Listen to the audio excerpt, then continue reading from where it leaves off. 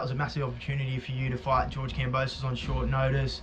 Like this is a massive step in your career. How's that feel? Yeah, no, it was good coming off the back of that fight.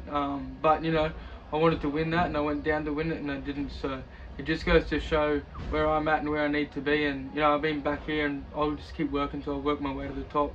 I didn't want to be gifted the golden spoon and just have one win and be there. So you know, I'll just keep working. Steve's my manager, and I'll just work through him. Whatever he says goes, and you know, we're doing great things. So to be a headline this one at Fortitude Musical, I'm grateful for the opportunity.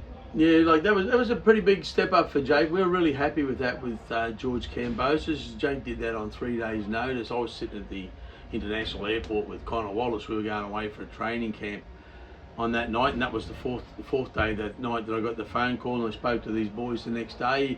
I'd already said to Eddie, look, Eddie, he's going to fight, but I've got to confirm it, because I said, I know Jake.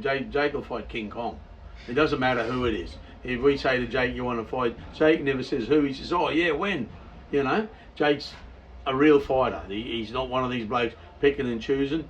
And so I rang Jake the next morning. I was in Thailand. There you go. I rang Jake the next morning from Thailand. He said, yeah. He didn't ask how much. He didn't ask how many. He just asked me when. And I said, in 3 days' time. He said, oh, you beauty. Let's get it on. Yeah, there you go. It's on. And that's Jake. That's Fortitude fighters. You know, like we're there to fight. Yeah, we're not there to just look good. No. Have a look at that. You know, how good's that? And what a fight it was. What a show you've put on. Yeah, it was a good fight. Obviously, sad Kambosos losing to Hitchens, but what do you think next for him? Look, man, I think he's been there before, and he's taken some big fights off some fellas coming up, and you know that was huge for what he'd done and what he did for Australian boxing, and I think he needs more credentials, and you know, just look what he's done. You know, bringing the big fights here to Australia. So, you know, I wish him all the best and whatever he chooses and whatever he wants to do, and I'm all for it. Yeah, I'm with Jake on that, but he's done a lot for Australian boxing.